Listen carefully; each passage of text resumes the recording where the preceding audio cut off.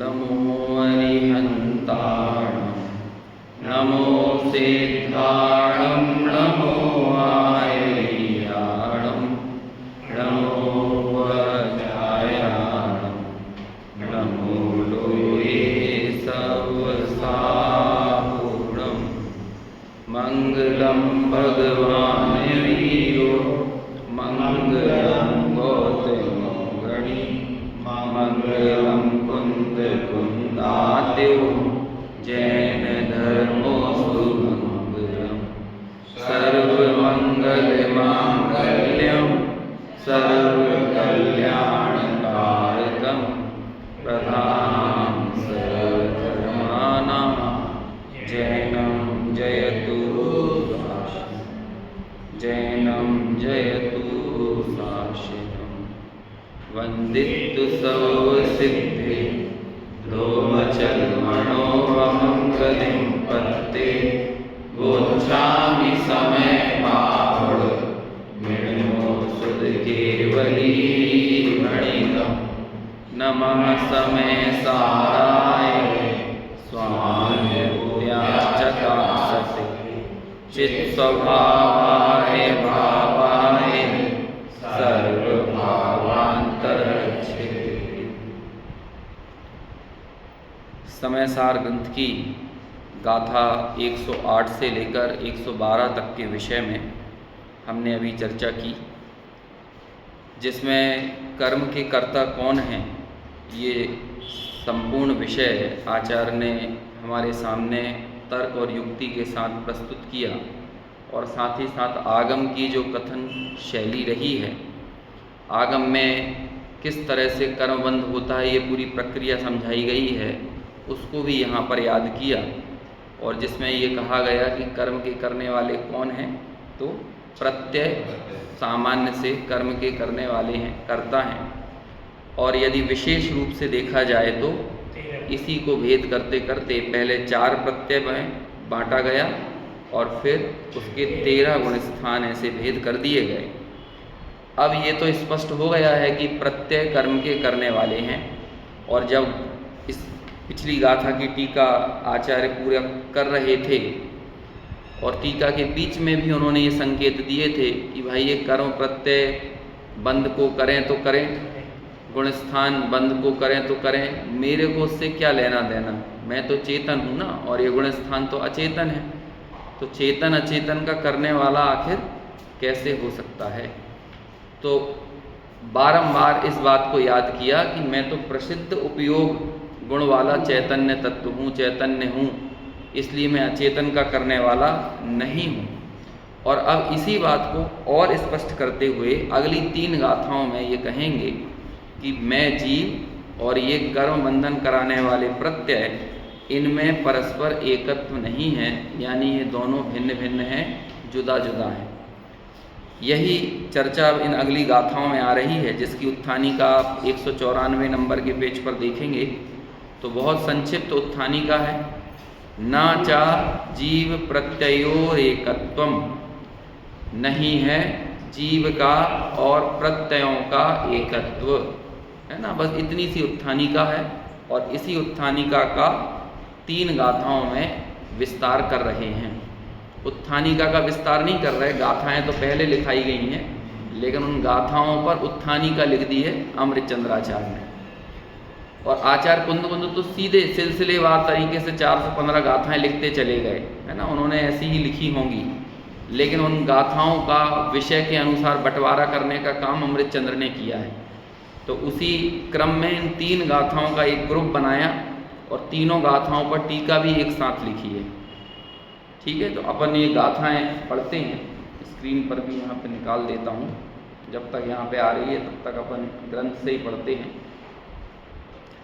जह जीवस्य अनन्नुव ओगो को होवितः यदि अनन्नो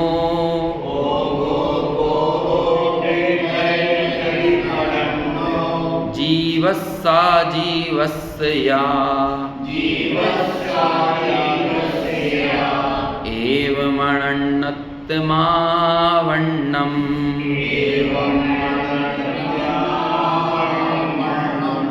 एवमिह जो दुजीवो सोचे वदुणिय मदो तहा जीवो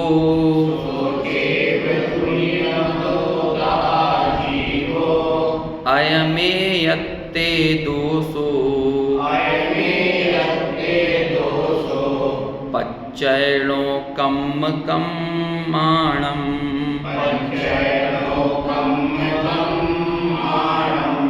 अहदे अण्णो को हो अण्णुव ओ गप्प गो हवदि चेदा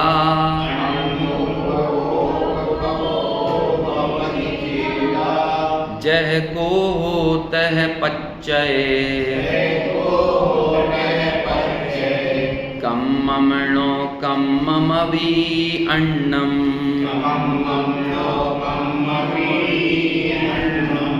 अनुवाद इधर से पढ़ लेते स्क्रीन से। उपयोग जीव अनन्य ज्यों यदि त्यों ही क्रोध अनन्य हो तो जीव और अजीव दोनों एक ही हो जाएंगे। यदि जीव और जीव दोनों एक हो तो इस तरह का दोष प्रत्यय कर्म अर्नो कर्म में भी आएगा। क्रोधान्य है और अन्य है उपयोगमय है आत्मा। तो कर्म अरुणो कर्म प्रत्यय अन्य होंगे क्यों नहीं। अंतिम गाथा जो अभी हमने आखिरी लाइन पढ़ी, तो कर्म अरु नो कर्म प्रत्यय होंगे, प्रत्यय अन्य होंगे क्यों नहीं।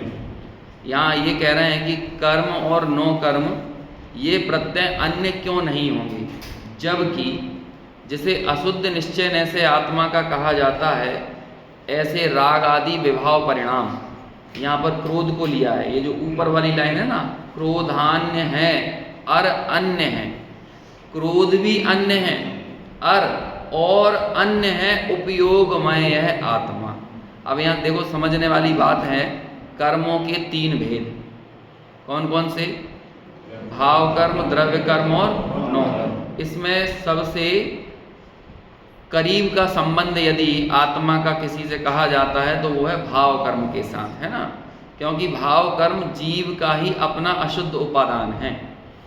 इसलिए वो कथनचित किसी अपेक्षा से पूर्व की गाथाओं में कहा भी था कि वो जीव ही उनका करता है, ऐसा कहा था ना पूर्व में। लेकिन अभी पिछली गाथाओं में क्या सिद्ध करके आ गए हैं कि भाई वो गुण स्थान उस विकार का करने वाला है, जीव उसका करने वाला नहीं है। मतलब वो प्रत्यय में और उस विभाव में परस्पर निमित्त नैमित्तिक संबंध आप लगा लो, लेकिन जीव के साथ उसका किसी तरह का कोई संबंध नहीं है। तो जीव को और उस विकार को भिन्न कर दिया ना। तो कहते हैं जब क्रोध ही मुझसे भिन्न हो गया तो फिर आगे तर्क क्या दे रहे हैं, तो कर्म यानी द्रव्य कर्म और नो कर्म ये प्रत्यय अन्य क्यों नहीं होंगे, ऐसा प्रश्न पूछ के गाथा पूरी होती है। मूल संस्कृत में भी ऐसा ही है, वो प्राकृत में भी ऐसा ही है। जैसे देखो 115 नंबर की गाथा, आहदे अण्णो को हो, है ना। अब जबकि क्रोध ही अन्य है, अन्न अन्न उव ओ गप्पगो हवदी चेदा, और चेतन का उपयोग भी उससे अन्य है। चेतन का उपयोग अन्य है और क्रोध भी अन्य है। जहाँ को हो, जब क्रोध ही अन्य है, तह पच्चय, तो फिर प्रत्यय यानी कर्म और नो कर्म भी अन्य भला क्यों नहीं होंगे। तह को हो क्यों नहीं होंगे, पूछ रहे हैं हमसे।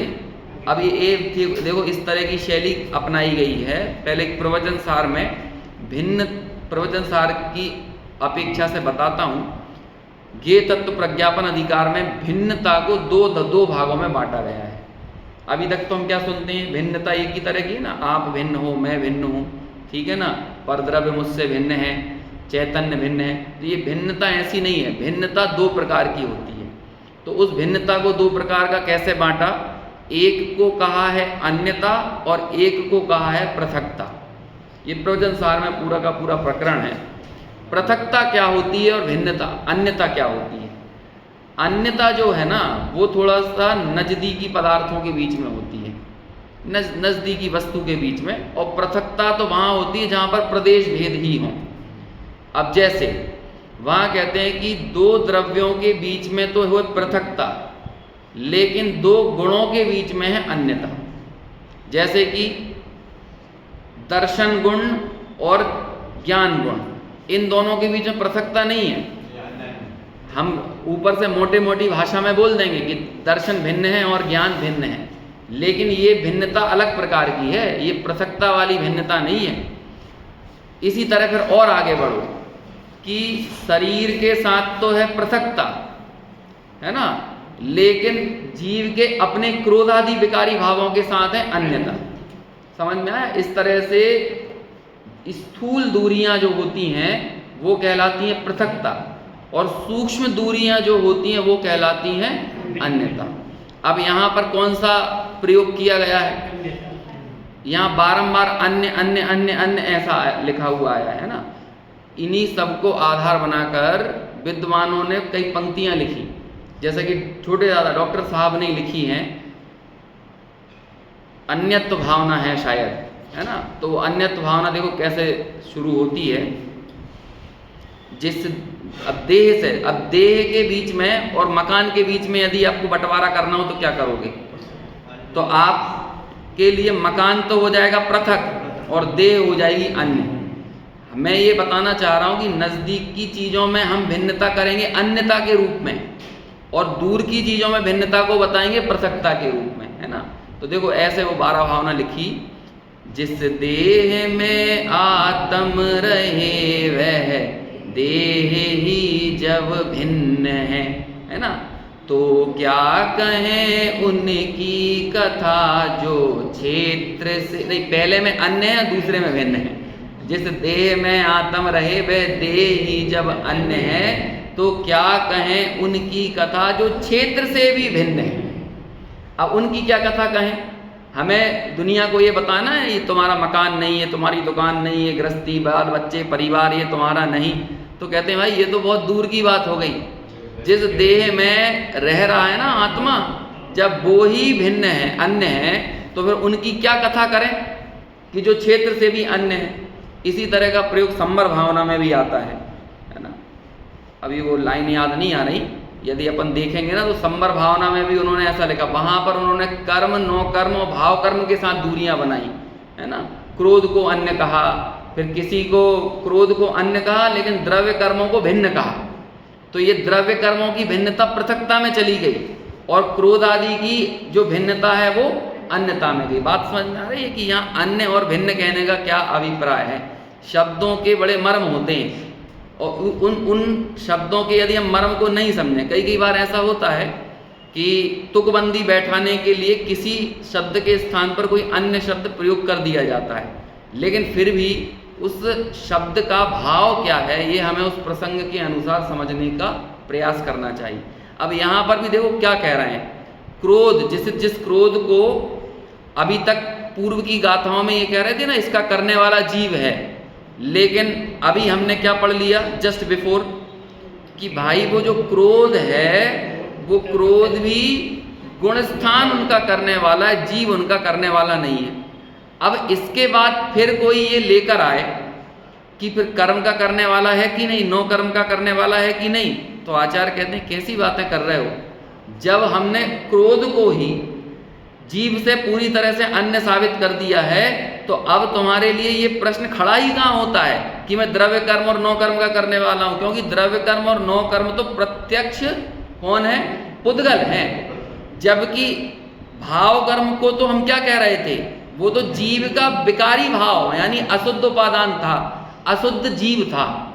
क्रोध जो है ना, यदि आपको कहीं कहीं पढ़ोगे तो क्रोध को कह देंगे अशुद्ध जीव है, क्रोध का विकारी भाव है ना। इसी तरह से मिथ्यात्व रूपी विकारी भाव को ये कहेंगे अशुद्ध जीव है। ऐसे जीव के साथ उसे अभेद स्थापित कर देते हैं मिथ्यात्व को। तो वो नय कौन सा होता है जब जीव के साथ विकारी भाव को अभेद स्थापित कर दिया? तो चूंकि अभेद स्थापित किया है इसलिए निश्चय, समझ में आया, और अशुद्ध भाव के साथ किया है इसलिए अशुद्ध निश्चय। ये नए अभी इस गाथा में भी बहुत यूजफुल होने वाले हैं हमारे लिए। अमृत चंद्राचार्य तो नहीं समझाएंगे नए तोड़ तोड़ कर, लेकिन जय सेनाचार्य समझाएंगे, है ना। एक चीज और, नयों की बात करने से पहले बता दें कि हम लोगों को लगता है निश्चय मतलब आत्मा, ऐसा नहीं है, है ना। ये निश्चय और व्यवहार तो बस दो तराजू हैं। इन तराजुओं पर जो चीज रख देते हो ये वो तौल कर आपके सामने रख देते हैं। उदाहरण के लिए देखो, मैं अपनी बीमारी के कारण दुखी हूं कि मैं अपने वेदनीय कर्म के कारण दुखी हूं। अब ये दो कथन रख दिए हमने, समझ में। मैं अपने असाता वेदनीय के कारण दुखी हूं कि ये जो मेरे को बीमारी हुई है उसके कारण दुखी हूं। तो मालूम, अब ये दो नए के तराजू पर हमने ये दो कथन पटक दिए। तो अब नए का तराजू क्या कहेगा? नए का तराजू, निश्चय से मैं अपने द्रव्य कर्म के कारण दुखी हूं और व्यवहार से मैं अपनी बीमारी के कारण दुखी हूं। ये तराजू ऐसे ही काम करता है। फिर हम आगे बढ़े, मैं अपने द्रव्य कर्म के कारण दुखी हूं कि मैं अपने विकारी भाव के कारण दुखी हूं। तो हमने ये दो कथन लेके फिर तराजू पर रख दिए, तो वो तराजू फिर तौल कर दे देगा। व्यवहार से मैं द्रव्य कर्म के कारण दुखी हूं, निश्चय से तो मैं अपने विकारी भाव के कारण दुखी हूं। अब ये तराजू को तो यही काम है, वो तो तौल के देगा, समझ में आया ना। यदि तराजू पर तुम दूध भी तौलोगे ना तो वो लीटर में नहीं तौलेगा वो तो क्या है, वो तो किलो में ही तौल के देगा ना कि कितना किलो है। आजकल तेल की अद्दी आती है ना वो, तो उसमें दुकानदार पूछता है 15 लीटर की चाहिए कि 15 किलो की चाहिए। अब वो 15 किलो की लोगे तो वो 15 लीटर से ज़्यादा होगी, क्योंकि लीटर का माप अलग होगा और किलो का माप अलग होगा, समझ में आया ना। तो वो तराजू तो ऐसा ही होता है, जो उसका मापन पैमाना होगा वो तो वैसे ही तौल कर आपके सामने दे देता है। फिर हम और आगे बढ़े कि भाई जीव भाव कर्म के कारण दुखी है ना, या जीव कभी दुखी ही नहीं हो सकता दुख नाम का गुण ही उसके अंदर नहीं है। तो फिर वो क्या कहेगा, व्यवहार से जीव भाव कर्म के कारण दुखी है, निश्चय से तो दुख नाम का गुण ही जीव के अंदर नहीं। अब बोलो, आप जैसा जैसा कथन रखते जा रहे हो, निश्चय और व्यवहार के तराजू वैसे हमारे सामने चीज़ों को तौल कर देते जा रहे हैं। हमें ये लगता है कि निश्चय बोल दिया मतलब भगवान आत्मा, ये जरूरी थोड़ी है। ये तो हम किन कथनों पर इन पैमानों का प्रयोग कर रहे हैं उस अनुसार ये बात सामने निकल कर आती है। इसलिए ये कंफ्यूज होने वाली कोई बात नहीं है। अभी ये प्रश्न खड़ा होगा, अभी जय सेनाचार्य की टीका जब हम पढ़ेंगे तो उसमें ये प्रश्न आएगा, शिष्य पूछेगा ऐसा कि एक बात बताओ आचार्य, आप हमें बहुत कंफ्यूज कर रहे हो। आप कहते हो कि भाव कर्म का करने वाला भी व्यवहार से है और द्रव्य कर्म का करने वाला भी व्यवहार से है, तो फिर दोनों एक ही तो हो गए। जब दोनों ही व्यवहार से हैं तो तब फिर आचार्य उसका उत्तर देंगे। अब वो जो उत्तर देंगे वो तो हम वहीं देखेंगे। सिर्फ मैंने अभी इशारा कर दिया है कि निश्चय व्यवहार में हमें कंफ्यूज होने की कोई ज़रूरत नहीं है। अरे हम लोक में भी होता है कि कोई बहन अपने भाई से भी भाई साहब बोलती है और भाई के दोस्त से भी भाई साहब बोलती है, और रास्ते में वो ठेला लेके कोई यदि केला बेच रहा हो, एप्पल बेच रहा हो, अंगूर बेच रहा हो, तो उसे भाई साहब इधर आना तो उसे भी भाई साहब बोलती। अब ये तीनों व्यवहार से बोल रही है, लेकिन तीनों व्यवहार एक ही तरह के होंगे क्या? तीनों में अंतर है। आप तो राह चलते ऑटो वाले से ही बोल रहे भैया इधर आओ, तो भैया हो गया तुम्हारा, ऐसा थोड़ी होता है। ये सब इसी तरह से हमने ये एक व्यवहार में पूरी दुनिया को रख दिया है, लेकिन पूरी दुनिया के साथ हमारे संबंध में दूरियां अलग अलग तरह की होंगी। हम ये कहते हैं ये ब्रह्मांड हमारा है, ये पृथ्वी हमारी है, ये महाद्वीप हमारा है, ये देश हमारा है, ये प्रदेश हमारा है, ये गांव हमारा है, ये मोहल्ला हमारा है, ये परिवार हमारा है। अब इतने इतने हमारे सब एक ही तरह के हो जाएंगे क्या? ये कर्म हमारा है, ये देह हमारी है, ये गुणभेद हमारे हैं। अब बोलो, अब ज्ञान दर्शन आदि गुण भेद भी हमारे उसी नए से हो जाएंगे? लेकिन हमने इन सारे हमारे के लिए एक व्यवहार ने का जन्म दिया, बस एक व्यवहार, कि गुण वेद को भी आत्मा का कहना व्यवहार, कर्मों को आत्मा का कहना भी व्यवहार, गांव को आत्मा का कहना भी व्यवहार, परिवार को आत्मा का कहना भी व्यवहार, और अब चले जाओ ब्रह्मांड को भी कहना व्यवहार, सब व्यवहार। लेकिन सब व्यवहार एक ही जैसे हैं? नहीं है। ये तो समझने की बात है। इसलिए कल वो लाइन बोली थी ना, जावदिया वैण वया तावदिया होंती नय वादा, जितने वचन होते हैं उतने ही नए होते हैं। लेकिन हम हर बार ये कह के थोड़ी बोलेंगे। आप लोक में करके देखो ऐसा, सुनो मैं उपचरित असद्भुत व्यवहार, हे उपचरित असद्भुत व्यवहार ने से मेरी पत्नी इधर आओ उपचरित असद्भुत व्यवहार ने से मेरे लिए भोजन की थाली लगाओ, और अनुपचरित असद्भुत व्यवहार ने से मेरे शरीर के पोषण के लिए मेरे लिए अच्छा सा भोजन प्रदान करो। तो वो कहेगी भैया पागल खाने में पहुंचाओ इसको। ऐसे हर जगह थोड़ी ये नए नए लगा कर कथन करेंगे।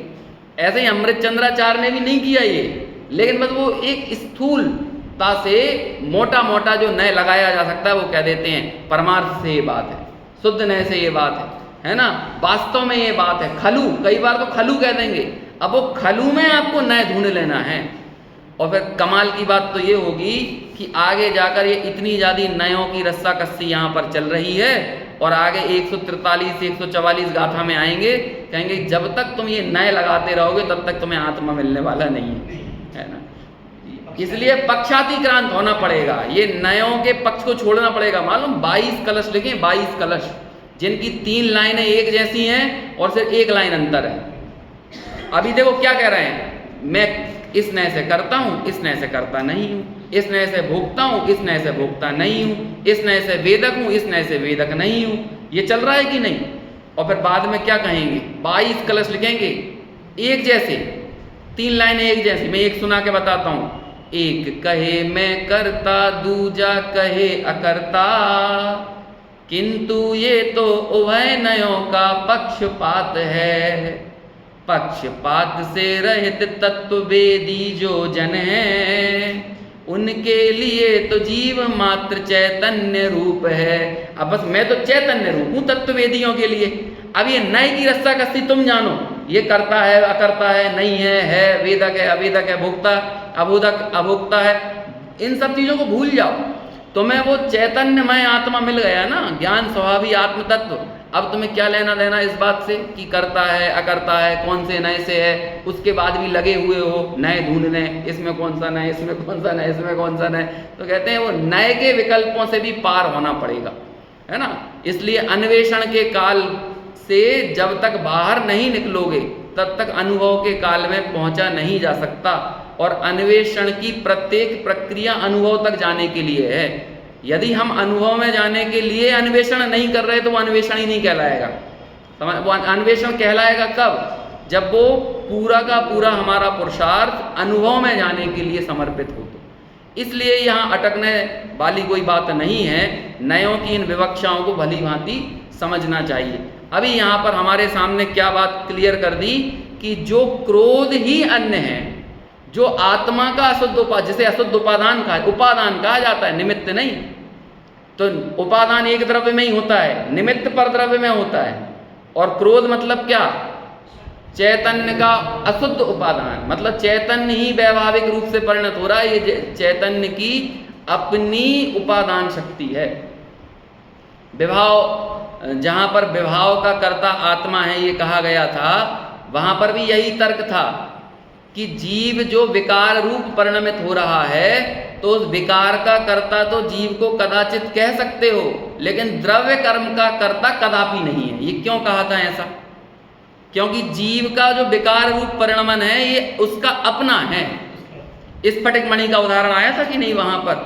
तो स्फटिक मणि लाल पीली हरी दिख रही है, तो वो लाल पीली हरी दिखी, इसका कर्ता तो तुम उसे स्फटिक मणि को कदाचित कहो कि वो लाल पीली काली दिख रही है। वहाँ 3 उदाहरण आए थे ना, कौन कौन से पत्र थे वो? एक केले का पत्ता था, एक तमाल पुष्प था और एक जपा कुसुम था, है ना। ये उदाहरण आए थे ना। तो वो कहते हैं वो तमाल पत्र का कर्ता थोड़ी हो गया स्फटिक मणि। तमाल पत्र की झलकन के कारण उसमें जो लाल कलर दिख रहा है, केले के पत्ते के कारण जो हरा कलर दिख रहा है, तो हरे कलर का कर्ता तो कदाचित कहो, लेकिन केले के पत्ता का कर्ता कहा जा सकता है क्या? तो ऐसे ही जीव का जो कर्मों के कारण, ये बोलने में आ रहा है कर्मों के कारण, वो जो विकार रूप परिणमन हुआ है, उस विकार का कर्ता तो कदाचित है, लेकिन कर्मों का कर्ता कदापि नहीं है। तो बस यहाँ और कुछ नहीं कह रहे, वही तर्क लगाया है यहाँ पे कि जब क्रोध ही अन्य है, कौन है क्रोध का कर्ता? क्रोध का कर्ता कौन है? अभी पिछली गाथा में गुणस्थान। वो विकार का कर्ता कौन? गुणस्थान, क्योंकि वो विकार गया। जैसे चौथा गुणस्थान गया, पांचवे में आ गए, तो वो लोग क्या क्या चला गया? अनंतानुबंधी क्रोध गया, अप्रत्यख्यान क्रोध गया। तो वो अप्रत्यख्यान क्रोध कहां तक था? तो चौथे गुण स्थान में था ना वो, उस जाति का विकार। अब नहीं रहा वो, तो इसलिए कहते हैं गुण स्थान के जाने से वो विकार भी चला गया। तो वो लोग व्याप्ति किसके साथ हुई उस विकार की? उसकी व्याप्ति गुण स्थान के साथ है। यदि जीव के साथ उस विकार की व्याप्ति होती तो आप जीव को उस विकार का कर्ता कहते, लेकिन हमें तो जीव उस विकार के बगैर मिलता है, लेकिन वो गुणस्थान उस विकार के बिना नहीं मिलता। ये बताइए, है ना? सूक्ष्म सांप्राय नाम का गुणस्थान सूक्ष्म लोभ नाम के विकार के बगैर मिलेगा क्या? उसका नाम ही सूक्ष्म सांप्राय है। यदि इस दुनिया में सूक्ष्म सांप्राय यानी सूक्ष्म लोभ के बगैर सूक्ष्म सांप्राय मिलने लगे तो अकेले सूक्ष्म लोभ का लोप नहीं होगा, हमेशा हमेशा के लिए सूक्ष्म सांप्राय का भी लोप हो जाएगा। मतलब हमारे को 10वें गुणस्थान की कोई जरूरत ही नहीं। लेकिन जीव सूक्ष्म सांप्राय के बगैर मिलता है कि नहीं? सूक्ष्म सांप्राय मालूम है ना कौन सा गुणस्थान है? 10वें नंबर है। इसी तरह और गुणस्थानों में लगा लो, क्षीण मोह गुणस्थान। अभी बोलो क्या है क्षीण मोह गुणस्थान? क्षीण मोह गुणस्थान में भी अपने अपने तरह के कर्म पड़े हुए हैं। जैसे कि अभी वहां पर केवल ज्ञानावरण का उदय है कि क्षय है? केवल ज्ञानावरण है ना विद्यमान। यदि केवल ज्ञानावरण नहीं होता तो फिर 12वें गुणस्थान में केवल ज्ञान हो जाता कि नहीं? तो इसलिए उस गुणस्थान में उस संबंधी कर्म पड़ा हुआ है, और यदि कर्म है तो उस जाति का अपनी तरह का विकार भी होगा। अब ये विकार वो वाला विकार नहीं है जो मोह राग द्वेष वाला विकार, लेकिन अपनी तरह का विकार तो विद्यमान है कि नहीं? तो इसलिए उस विकार का कर्ता, उस कर्मबंध का कर्ता कौन? वो गुणस्थान। अब कहते हैं उस विकार से हमने आपको पूरी तरह से निष्प्रह कर दिया ना, नहीं हो तुम उसके करने वाले। तो अब बोलो क्या क्या कह रहे हो? अब इसके बाद तुम्हारा प्रश्न क्या उठ रहा है? यानी शिष्य का प्रश्न उठ रहा है क्या कि ये कर्म नो कर्म करने वाले हैं कि नहीं, इनके कर्ता हैं कि नहीं? कहते हैं नहीं हो। और हम यहाँ पर जो अजीब कह रहे हैं ना, अजीब, अब हम जो अजीब कह रहे हैं, यहाँ अजीब का मतलब अकेला द्रव्य कर्म और नौ कर्म मत समझना, बल्कि भाव कर्म को भी अब कहाँ पर डाल के आओ, उसे भी अजीब कहो। क्यों? क्योंकि उस भाव कर्म में भी उपयोग नाम का गुण नहीं है, और उपयोग से वो भाव कर्म भी भिन्न है। तो भाव कर्म भी, द्रव्य कर्म भी और नौ कर्म भी, तीनों ही किसके अंदर चले गए? अजीब के। अब फिर से गाथाएं ऊपर से देखते हैं अपन। जय जीवस अनन्न ओवो ओगो, क्या अर्थ हुआ इसका? देखो हमें धीरे धीरे प्राकृत से सीधे अर्थ आ जाना चाहिए। जय जीवस, जैसे जीव अनन्न यानी अनन्य है। अनन्य मतलब अन्य, जिसकी अन्यता नहीं है, भिन्नता नहीं है, वो कौन हो गया? अनन्य। जैसे मैं मुझसे अन्य हूं कि अनन्य हूं? मैं मुझसे अन्य कैसे हो सकता हूं? मैं तो मुझसे अनन्य हूं ना, अन्य। यदि आप दो नेगेटिव ले आओ तो क्या हो जाता है? पॉजिटिव हो जाता है ना। तो अन ये नेगेटिव है और अन्य ये भी नेगेटिव है, लेकिन जब दोनों नेगेटिव मिले तो क्या हो गए? अनन्य, है ना? ऐसा ही है वो। तो जय जीवस्य अनन्य, जैसे जीव अनन्य है, काय से? ओगो, उपयोग से। उपयोगो लक्षणम है ना। अब देखो इतना सा सूत्र है, उपयोगो लक्षणम, है ना। मैंने एक दिन शायद बोला था कि आप तत्वार्थ सूत्र के 2 सूत्र निकाल लो और आपको वेद विज्ञान का पूरा माल मसाला उसके अंदर पड़ा हुआ है। कौन कौन से? एक तो निकालना है आपको क्या? उपयोगो लक्षणम, और दूसरा निकालना है रूपिणा पुद्गला। बस इतने ही तो निकालना है ना। अब रूपी पुद्गल क्या है? रूपी है। जो रूपी है वो पुद्गल है, और जो उपयोगमय है वो क्या है? तो फिर क्रोध रूपी है कि नहीं? क्रोध नाम का द्रव्य कर्म रूपी है, समझ में आया?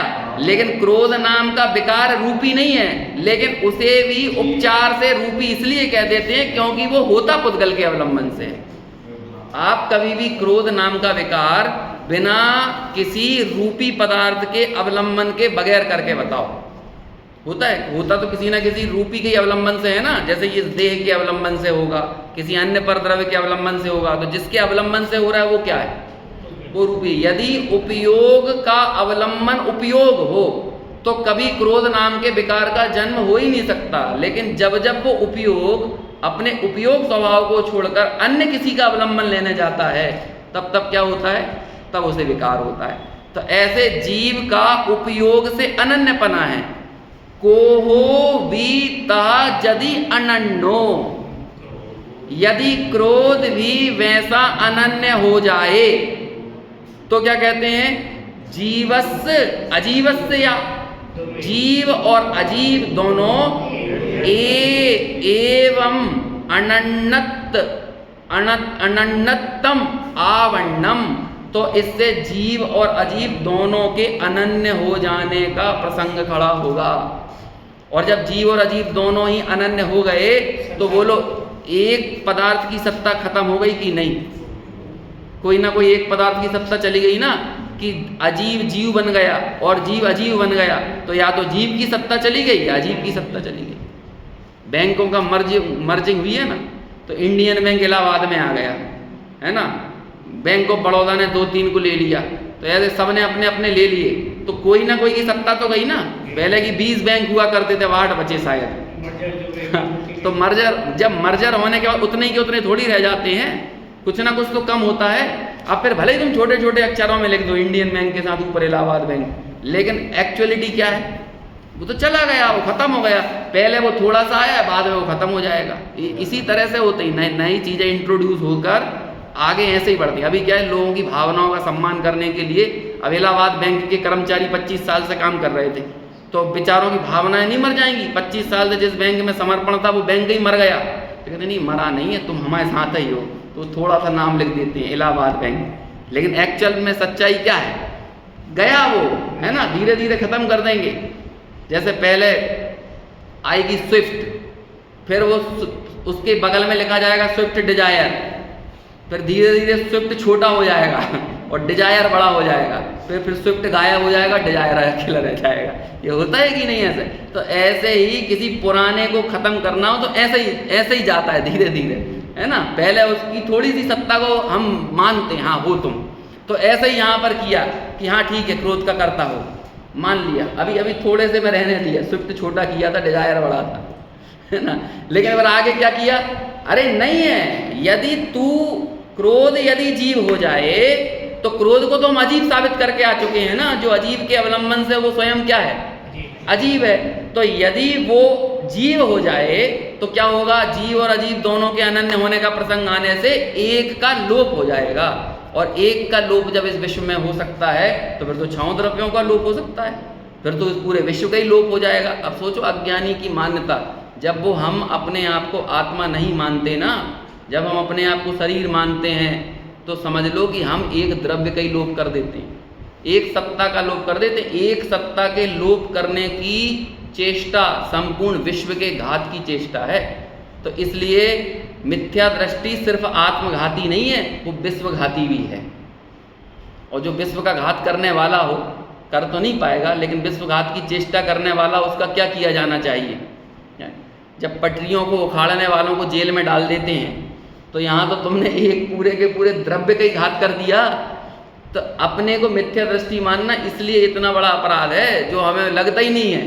पहाड़ जैसा, सुमेरु जैसा अपराध करके भी हमें राई बराबर भी अपराध का बोध नहीं होता है अंदर में। और यदि गलती से कुछ गलत खाने में आ जाए, गलत देखने में आ जाए, तो लगता है 3 दिन का प्रायश्चित लेंगे। क्या प्रायश्चित लोगे 3 दिन का? देह मान के ही खा रहे थे, समझ में आया, और देह मान के ही छोड़ रहे हो। लेकिन वो देह मानने की मान्यता को कब छोड़ोगे कि मैं देह नहीं हूँ, मैं क्रोध नहीं हूँ? या कितनी सूक्ष्मता की ओर बात लेके जा रहे हैं। मेरा क्रोध के साथ जब एकत्व नहीं है तो हमने तो कर्म और नो कर्म के साथ एकत्व को जोड़ रखा है। ये अपराध तब लगे जब उस संबंधी ज्ञान हो, और ये सब ज्ञान तब होता है जब इस समय सार को, इसलिए तो अद्वितीय चक्षु कहते हैं। नहीं तो हमें बाकी सब चीज़ें तो बहुत अच्छे से सिखा दी जाती, लेकिन ये सब बातें कहाँ से समझ में आती। चरणानुयोग में भी यदि चेतना डालना हो ना तो द्रव्यानुयोग की जरूरत पड़ती है, नहीं तो क्या होगा, बिना बगैर द्रव्यानुयोग के चरणानुयोग भी कैसा रह जाएगा, मृत प्राय रह जाएगा वो। इसलिए ये परस्पर में आपस में एक दूसरों की संधि है। हम लोगों को लगता होगा कि इन दोनों में बिखराव है, अलगाव है, ऐसा नहीं है ना। सब चारों के चारों अनुयोग आपस में एक दूसरे से बड़ी गहराई से सन्नद्ध निबद्ध है, अलग अलग भिन्न भिन्न नहीं है। तो देखो आई ना समझ, जय जीवस्य अनन्य उपयोगो कोहो भी तय यदि अनन्यो, जैसे उपयोग जीव से अनन्य है वैसे ही क्रोध भी अनन्य हो जाए तो जीवस्य अजीवस्य, या जीव और अजीव दोनों के एवं अनन्यम, एक दूसरे से अनन्य होने का ऐसा प्रसंग आ जाएगा।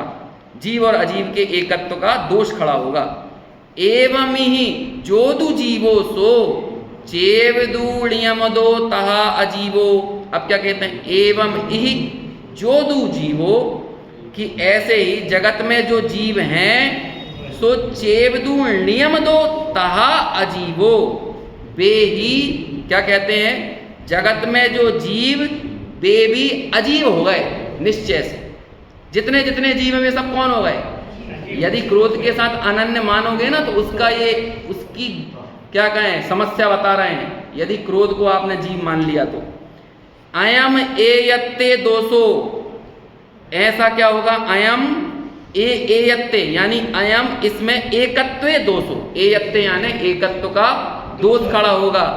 पच्चय नो कम्माणम, और इस कारण से फिर क्या होगा, कर्म में, नो कर्म में और प्रत्यय में, इन सब में भी एकत्व का दोष खड़ा हो जाएगा। तो पहले तो बता दी वस्तु स्थिति, और फिर आखिरी 2 लाइनों में एक तरह से अपना जजमेंट देते हैं आचार्य कि आहदे अन्नो को हो, और जब क्रोध ही अन्य है, अन्न उगप्पगो हवदि चेदा, और चैतन्य का उपयोग स्वभाव अन्य है, जह को हो तह पच्चय कम्मम नो कम्म भी अन्नम।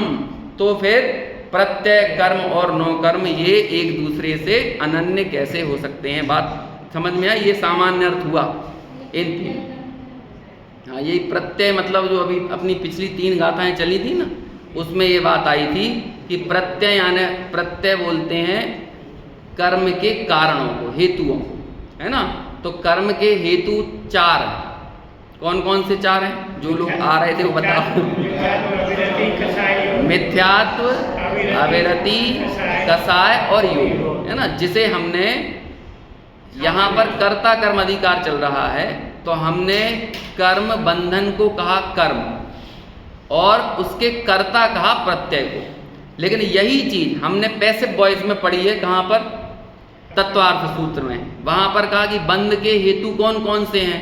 तो जब हेतु ये शब्द लग गया ना तो उसे कहते हैं कारण। तो कारण और कार्य का संबंध होता है, कर्ता और कर्म का संबंध होता है। तो कर्म को यदि आप कार्य मानोगे तो उसका कारण कौन होगा, प्रत्यय। कौन कौन से प्रत्यय, मिथ्या दर्शना विरति प्रमाद कसाय योग बंध हेत्वाः। मिथ्या दर्शन, अविरति, प्रमाद, कसाय और योग ये बंध के हेतु हैं। लेकिन यहाँ पर प्रमाद को नहीं लिया, 4 को लिया है। अब वो प्रमाद को क्यों नहीं लिया और प्रमाद कहाँ एडजस्ट होगा वो सारी चर्चा अपन कर चुके हैं। कुल मिलाकर सामान्य से प्रत्यय का मतलब क्या होता है, कर्म के हेतु, उसका ही नाम है प्रत्यय। अब वो प्रत्यय के भेद करके 4 बना दिए, क्या, मिथ्यात्व, अविरति, कसाय और योग। और प्रत्यय के ही भेद करके 13 बना दिए। कौन कौन से, मिथ्यात्व से लेकर सयोग केवली तक के गुण स्थान, है ना। ये सब अपन ने 3-4 दिन खूब चर्चा की थी। आप देखिएगा, पुराना सुनने का प्रयास कीजिए तो उससे पता चल जाएगा। चलो आगे बढ़ते हैं। आगे बढ़ने से पहले इन 4 को फिर से हम हिंदी पढ़ेंगे, तीनों गाथाओं को।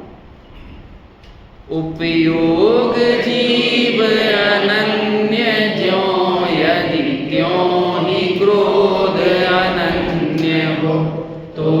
जीव और अजीव दोनों एक ही हो जाएंगे। यदि जीव और अजीव दोनों एक हो तो इस तरह का दोष प्रत्यय कर्म अर्नो कर्म में भी आएगा। क्रोधान्य है और अन्य है उपयोगमय तो कर्म अर्नो कर्म प्रत्यय अन्य होंगे क्यों नहीं। अभी इसमें कुछ समझ में नहीं आया हो तो बताओ, है ना, नहीं तो फिर आगे बढ़े। या पूर्व में भी कुछ समझ में नहीं आया हो तो बताओ क्योंकि आगे बढ़ने से, क्योंकि अभी 5-5 गाथाओं का समूह आएगा इसके बाद, है ना, और वो पूरा पूर्व का विषय क्लियर रहेगा तो आगे जाकर आगे का विषय में एकदम स्पष्टीकरण हमारे को मिल सकेगा। नहीं तो यदि थोड़ा सा भी डाउट रह जाएगा तो आगे भी डाउट रहेगा। तो ये समझ लो कि ये पूरी की पूरी कथा ना वो 143-144 पर खत्म होगी और 144वीं गाथा में कहेंगे कि अब अपनी इंद्रियों को और मन को सब जगह से समेट लो, ऐसा कहेंगे, है ना, और सब जगह से समेट कर एक जो पश्चातिक्रांत हमने दिखा दिया है वहां पर लेके आ जाओ, ऐसा कहेंगे 144वीं गाथा की टीका में। तो वो वाली बात समझ लो कि अब भेद विज्ञान की अंतिम चोट है 144वें नंबर की गाथा, लेकिन वो चोट आपकी तब तक मजबूत नहीं पड़ेगी यदि पूर्व के विषय में स्पष्टता नहीं रहेगी, है ना। हाँ, तो मेरे पास तो अभी मैसेज आते हैं कई, तो कल ही एक मैसेज आया आपके पिपरिया से ही, वो पिपरिया में सुनते हैं, तो कहते हैं कि जीवन के इस दौर में समय सार मिल गया है ना, ऐसा लग रहा है कि पूरा समय बस समय सार में डूबा रहे। अब वो साथ में प्रवचन रत्नाकर भी पढ़ते हैं, समझ में आया, वो कहते हैं 7-7 8-8 घंटे समय सार। अभी जिसको जीवन में नहीं मिला हो पढ़ने सुनने समझने में, तो आखिर में जब समय सार मिल जाए तो कहता है कि ये विषय जैसे पूरा होगा तो कहता है मैं सम्यक दर्शन करके रहूंगा, ये गारंटी देते हैं। तो ये कोई आश्चर्य की बात नहीं है। यदि समय सार में उपयोग डूब जाए तो अंदर से उत्साह और जोश ऐसा आएगा कि हाँ हमें नहीं होगा तो और किसे होगा, हमें होगा, हम वेद विज्ञान करके रहेंगे। जब आज हमारे गुरु जब छाती ठोक कर कहते हैं मैं मोक्ष का प्रतिनिधि हूँ, तो शिष्य भी यदि ऐसा ही दम्भ भरने लगे तो क्या बुरी बात है। वो कहे हाँ हम भी मोक्ष के प्रतिनिधि हैं। जब हमारे गुरु, हम भी तुम्हारे पीछे ही तो चल रहे हैं, तुम्हारा पिछी कमंडल पकड़ गई तो चल रहे हैं, तुम्हारे पद चिन्हों पर तो चल रहे हैं, तो हम भी उस मार्ग पर पहुंच जाए तो इसमें कोई आश्चर्य की बात थोड़ी है। ऐसी ये बात है ना। तो आगे 144वीं गाथा में वो भेद विज्ञान की अंतिम चोट पड़ेगी। फिर कहोगे फिर आगे पढ़ने की जरूरत है कि नहीं अब वो आप निर्णय कर लेना, पढ़ने की जरूरत है कि नहीं, है ना। काम तो 12वीं गाथा में भी करवा दिया था, समझ में आया कि नहीं। देखो आगे टीका पढ़ते हैं इसकी। जैसे जीव के उपयोग मयत्व के कारण जीव से उपयोग अनन्य यानी अभिन्न है, 195वें पेज पर। जैसे जीव के उपयोग मयत्व के कारण, जैसे जीव का उपयोगमय लक्षण है ना, ऐसे उपयोगमय स्वभाव के कारण जीव से उपयोग अनन्य अभिन्न है, उसी प्रकार जड़ क्रोध भी अनन्य ही है। यदि ऐसी प्रतिपत्ति की जाए, अब प्रतिपत्ति यानी क्या होता है, प्रतिपत्ति यानी समझ होता है ना। हाँ, प्रतिपादन जो आप कह रहे हैं वो प्रतिपादन का अर्थ भी उसी अर्थ में लिया जाए तो सही है। जैसे कहते हैं तत्व की अप्रतिपत्ति, ये तत्व की अप्रतिपत्ति मोह का लक्षण है, यानी तत्व की ना समझी, तत्व की अश्रद्धा, तत्व की विपरीत मान्यता, तत्व का विपरीत अभिनिवेश, ये सारे शब्द प्रतिपत्ति के लिए प्रयोग किए जाते हैं ना। 85 नंबर की प्रवचन सार की गाथा में मोह के चिन्ह क्या है ये पूछा, तो उसमें सबसे पहला चिन्ह है तत्व की अप्रतिपत्ति, है ना। तो ये अप्रतिपत्ति और प्रतिपत्ति, ठीक है ना, ये नए शब्द हैं, अभी तक हमने चाय पत्ती सुना है हैं, ये इस तरह के शब्दों से भी हमारा तारुफ परिचय होना चाहिए। यदि ऐसी प्रतिपत्ति की जाए, यदि तुम्हारी समझ ऐसी है, यदि तुम्हारा सोचना ऐसा है, तुम्हारा प्रतिपादन ऐसा है, तुम्हारी श्रद्धा ऐसी है कि जैसे उपयोग अनन्य है वैसे ही क्रोध भी अनन्य है, ये देखो, एवं चेत एवं स्यात्, एवं चेत एवं स्यात्, ये जो वाली शैली होती है ना, ऐसा होगा तो ऐसा हो जाएगा, ऐसा होगा तो ऐसा हो जाएगा, ये शैली सिर्फ गद्य में ही प्रयोग की जा सकती है। क्योंकि ऐसा कहते हैं जो साहित्यकार होते हैं, वो कहते हैं तर्क के और न्याय के, युक्तियों के भार को सहने की ताकत पद्य में नहीं होती। पद्य लिजे होते हैं कि पद्य में भक्ति तो कर सकते हो, विशेषणों का प्रयोग कर सकते, विशेषण खूब लगाओ पद्य में, लेकिन तर्क के भार को सहने की ताकत कभी पद्य में नहीं होती। इसलिए जब भी कोई तार्किक बात करेंगे ना अमृतचंद्राचार्य, तब वो ज़्यादा तर्क का वजन, न्याय, निक्षेप, नय, ये सब गद्य में ही लिखे जाएंगे। और ऐसी एक लाइन है, गद्यम कविनाम निक्सम वदंती, कि कवियों की कसौटी गद्य कहलाता है। कविता तो हर कोई बचपन से पैदा होकर बच्चा कविता ही सुनाता है, पहले वो रोता गीत में ही तो है समझ में आया? तो इसमें कोई बड़ी बात नहीं है, तुकबंदी कर करके कविताएं बना लो, गीत बना लो, है आजकल फिल्मों में कुछ के कुछ गीत बना देते, जरूरी थोड़ी कि उसमें वो भाव आ जाए। लेकिन यदि वो कवि कितना ठोस है, इस बात को मापना है, तो यदि उसके गद्य में वजन होगा, गद्य में ताकत होगी, तब हम मानेंगे कि हाँ, ये कविता भी कुछ लायकात की अच्छी करता होगा, है ना। इसलिए गद्यम कविनाम निक्सम वदंती, यानी गद्य को कवियों की कसौटी कहते हैं। ऐसे ही यहाँ तर्क वाली जितनी जितनी बातें अमृतचंद्र ने कही हैं, तो वो कहाँ पर कही हैं? सब गद्य में कही हैं। पद्य में तो प्रेरणा दी है, करुणा बताई है, समझ में आया ना, या फिर थोड़ी सी ताड़ना दे दी है ना, ठुकाई पिटाई करी है पद्य में, लेकिन तार्किक बातें सब काय में आती हैं? गद्य में। अभी यहाँ पर क्या कह रहे हैं? यदि उपयोग को तुम कैसा मानोगे? क्रोध की तरह अनन्य मानोगे, ऐसी प्रतिपत्ति की जाए तो चिद्रूप यानी चैतन्य रूप जीव और जड़ के अनन्यत्व के कारण जीव को उपयोगमयता की भांति जड़ क्रोधमयता भी आ जाएगी। फिर हमको एक लक्षण बनाना पड़ेगा, क्रोधम लक्षणम, जैसे उपयोगो लक्षणम है, ऐसे क्रोधो लक्षणम, मानो लक्षणम, माया लक्षणम, ये बनाना पड़ेगा कि नहीं? लेकिन ऐसा नहीं है ना, लक्षण एक होता है, यूनिवर्सल होता है, अव्याप्ति, अतिव्याप्ति, असंभव, दोष से रहित होता है, और वो लक्षण कौन सा है? उपयोग। तो इसलिए ऐसा प्रसंग खड़ा हो जाएगा, और ऐसा होने से तो क्या होगा? देखो वही एवं चेत एवं स्यात्, एवं ऐसा होने पे ऐसा होगा, ऐसा होने पे ऐसा हो जाएगा। ऐसा होने से तो जीव है वही अजीव सिद्ध होगा। इस प्रकार तो अन्य द्रव्य का लोप ही हो जाएगा। तो बोलो द्रव्य कितने होते हैं? तो 5, है ना, क्योंकि अजीव बन गया ना जीव, तो अब तो 5 ही बचे ना, तो 5 अजीव द्रव्य ही रह गए दुनिया में, जीव नाम का द्रव्य ही चला गया। समझ में? ये बड़ा महत्वपूर्ण छंद है, पुद्गल नव धर्म अधर्म काल इनते न्यारी है जीव चाल। बस ये सारी समस्याओं का हल है। जगत में समस्या लेके आओ और समाधान में ये लाइन बोल दो, पुद्गल नव धर्म अधर्म काल इनते न्यारी है जीव चाल, क्योंकि एकमात्र चिद्रूपपना जीव में ही पाया जाता है। इसी प्रकार प्रत्यय, नौकर्म और कर्म भी जीव से अनन्य है।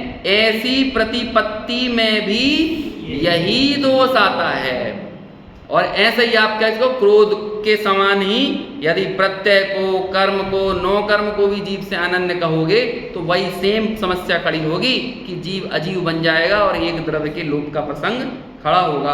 अब यदि इस दोष के भय से यह स्वीकार किया जाए कि उपयोगात्मक जीव अन्य ही है और जड़ स्वभाव क्रोध अन्य ही है, तो जैसे उपयोगात्मक जीव से जड़ स्वभाव क्रोध अन्य है, उसी प्रकार प्रत्यय, नौकर्म और कर्म भी अन्य ही हैं, क्योंकि उनके जड़ स्वभावत्व में अंतर नहीं है। अर्थात जैसे क्रोध जड़ है, यहाँ जड़ का अभिप्राय क्या है? ज्ञान दर्शन नहीं है। जैसे क्रोध में ज्ञान दर्शन नहीं है, उसी प्रकार प्रत्यय, नौकर्म और कर्म भी जड़ हैं। इस प्रकार जीव और प्रत्यय में एकत्व नहीं है। क्या कह रहे हैं? ये भय रखो तुम। कौन सा भय? कि तुम एक द्रव्य का लोप ना कर दो कहीं, तो इतना भय तो रखना चाहिए कि नहीं? अभी हमें इस बात का भय रहता है कहीं परमाणु बम छोड़ दिया तो हमारे देश का लोप ना हो जाए, हमारे मकान का लोप ना हो जाए। तो वो ट्रंप से लोग डर रहे हैं, अपने अज्ञान से नहीं डर रहे हैं। बताओ कितनी विडंबना की बात है। ये अनादिकाल से ऐसा कर रहा है। अज्ञानी जीव अनादिकाल से पूरे विश्व के घात का प्रसंग अपने ऊपर मढ़ रहा है, जिस कारण से इसको समझ लो कि कितने कितने पुद्गल परावर्तनों तक उसको निगोद अवस्था में पड़े रहना पड़ता है। हमने अपने इस ज्ञान का दुरुपयोग ऐसा किया कि प्रकृति की सजा ऐसी मिली कि वो ज्ञान ही हमसे छीन लिया गया। तो अब ज्ञान मिला है तो अब 6 द्रव्यों की सत्ता को स्वीकार करो, और यदि एक द्रव्य की सत्ता को भी मिटाने का घात यदि कोशिश की ना, तो सबसे पहले हम अपनी सत्ता को ही मिटाते हैं। जरा अपने आप से पूछो, अपने बायोडेटा में क्या लिखा था, अपने रिज्यूमे में क्या लिखा था। लिखे वाली बात नहीं है, माना क्या था। लिखना तो वैसे ही पड़ेगा जैसा दुनिया चाहती है। नहीं तो यदि आप अपने लड़के की शादी का बायोडेटा भेजो तो उसमें ये लिख के भेजो नाम चेतन गुण चिद्रूप, है ना। ऐसा करोगे तो उनकी शादी वादी भी नहीं होने वाली है ऐसा नहीं कर सकते आप, समझ। तो भाई वो लिखो चाहे जो भी, बोलो चाहे जो भी, लेकिन भीतर में मान्यता क्या चल रही है इस बात का तो परीक्षण हमें स्वयं करना पड़ेगा। तो इसलिए इस भय से आप ये स्वीकार करो कि उपयोग भिन्न है, क्रोध भिन्न है, प्रत्यय भिन्न है, कर्म और नौकर्म भिन्न है। यदि उन्हें भिन्न नहीं मानकर जीव से अनन्य मान लोगे तो समझ लो एक द्रव्य के घात करने का प्रसंग आएगा, और जब एक द्रव्य का घात हो सकता है तो पूरे विश्व का ही घात हो सकता है। इतनी अभी अपन ने बात की। कल इसी पूरी चर्चा को जयसेनाचार्य ने किस तरह से नयों की शैली में बताया है उस पर अपन चर्चा करेंगे अभी यहीं पर।